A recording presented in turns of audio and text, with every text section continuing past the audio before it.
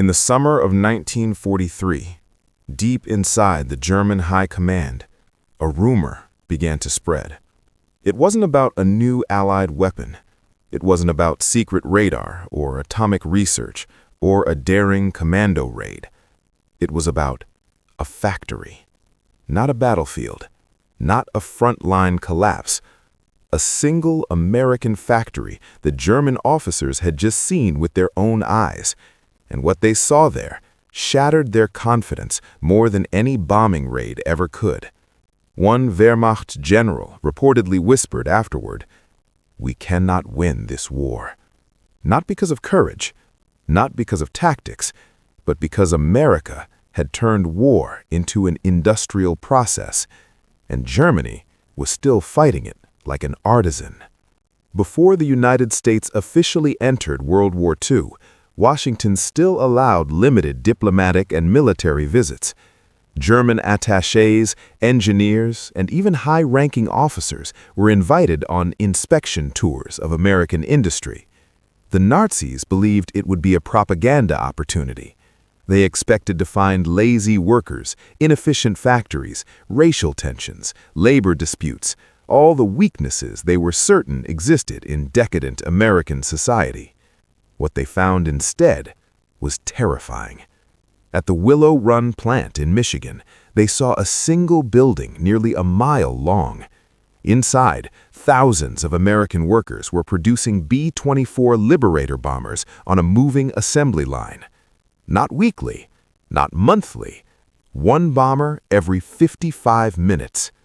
German factories required skilled craftsmen to hand-build aircraft. Each plane was practically a custom project. At Willow Run, an aircraft rolled off the line like a Ford sedan.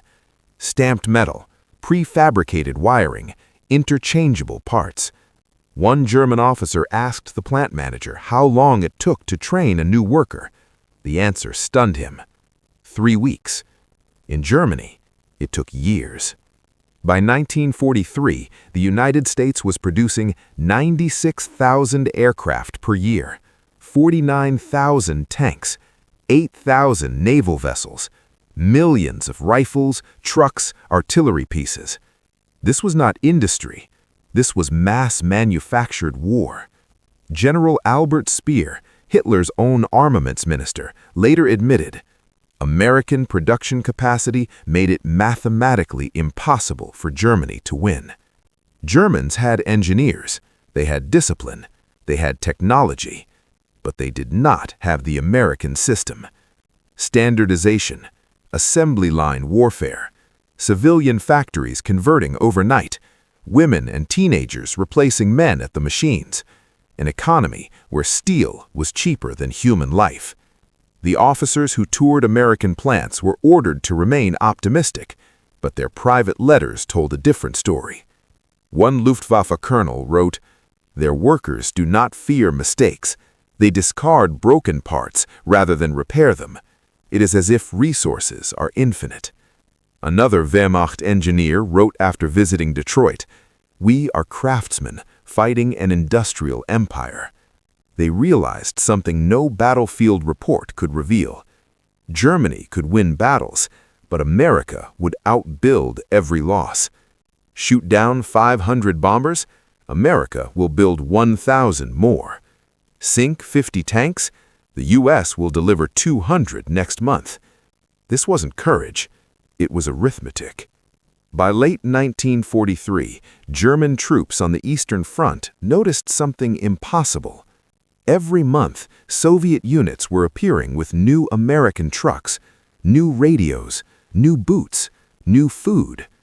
The Lend-Lease program meant that American factories were not just supplying the U.S. Army, they were feeding the entire Allied war machine.